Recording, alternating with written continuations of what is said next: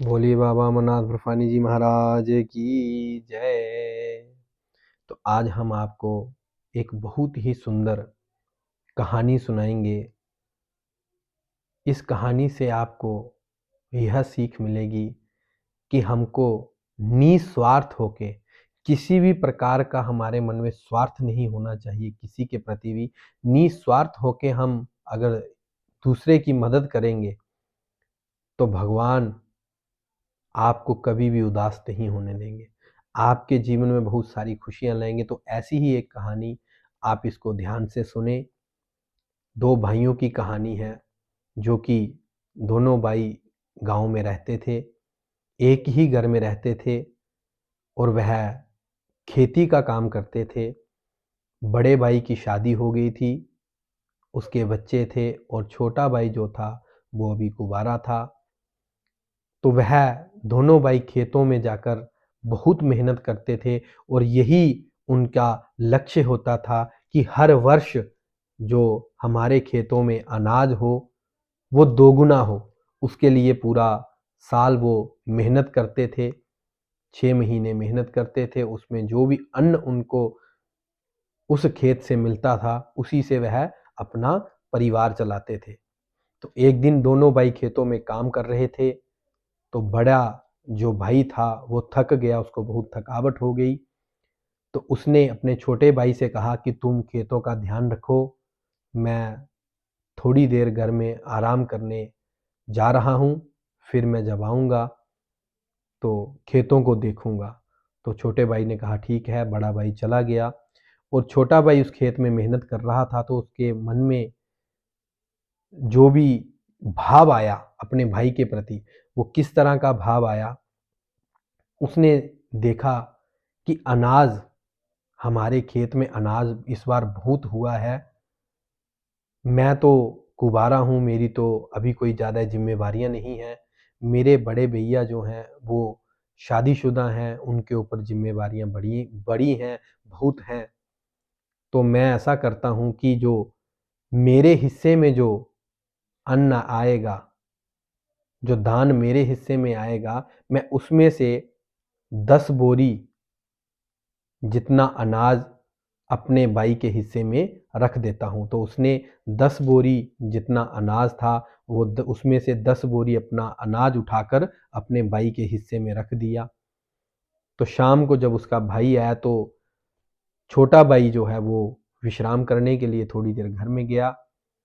तो बड़ा भाई जो उसका था वो अकेला, जब उसने वह अन्न देखा तो उसके मन में ये विचार आया कि मेरा जो छोटा भाई है वो अकेला है, इस बार अनाज बहुत हुआ है, बहुत अच्छा अनाज हुआ है।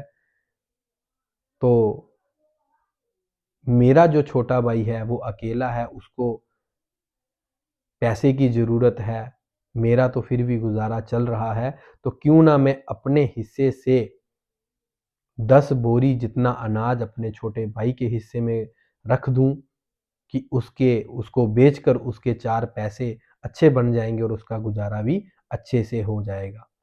उसने भी ऐसे ही किया, अपने हिस्से से 10 बोरी का अनाज उठाकर उसके हिस्से में रख दिया और दोनों, फिर वो भी अपने घर में चला गया। जब सुबह दूसरे दिन दोनों भाई आए तो उन्होंने देखा कि जो अनाज का ढेर था वो उतना ही था, उसमें कोई कमी नहीं आई थी। तो दोनों हैरान हो गए।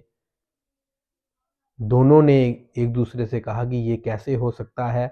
फिर दोनों ने एक दूसरे को बात बताई। छोटे ने पहले बड़े भाई को ये बात बताई कि मेरे मन में ये भाव आया कि तुम जिम्मेवार हो, तुम्हारे ऊपर बहुत सारी जिम्मेवारियां हैं, तो क्यों ना, मैं तो अकेला हूँ, तो क्यों ना मैं अपने हिस्से का अनाज जो है वो 10 बोरी जितना अनाज तुम्हारे हिस्से में रख दूं।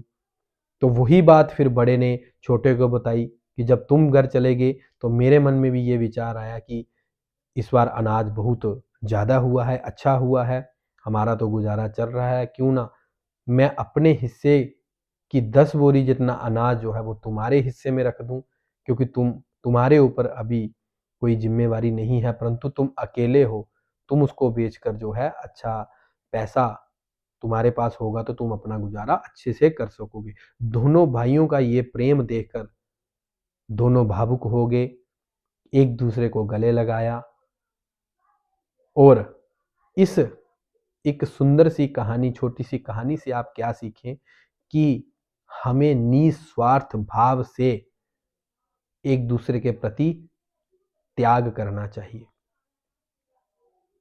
अगर आपका प्रेम, आपका त्याग एक दूसरे के प्रति, भाइयों के प्रति अगर ऐसा होगा तो दुनिया की कोई भी ताकत आपको और आपके रिश्तों को खराब नहीं कर सकती। तो इसलिए जीवन में सदैव निस्वार्थ भाव से सबके प्रति निस्वार्थ भाव से काम करें, सबके प्रति त्याग की भावना रखें। अगर आपके मन में त्याग होगा तो भगवान आपको किसी चीज़ की कमी नहीं आने देंगे। तो इसलिए सदैव भगवान की शरण में रहें, भगवान का गुणगान करते रहें, अपने भाइयों में सभी आप प्रेम से रहें, विश्वास से रहें, शांति से रहें और भगवान सदैव आपके ऊपर अपनी कृपा बनाए रखेंगे। तो आप सभी को भगवान भोलेनाथ जी का बहुत सारा आशीर्वाद, बहुत सारी शुभकामनाएं। आप सबका मंगल हो, आप सबका कल्याण हो, आप सभी खुश हों, यशस्वी हों, आप सबका मान सम्मान हो और जो भी आपके मन की इच्छा है भगवान उसको पूर्ण करें। नमः पार्वती पते हर हर हर महादेव शिव शंभू।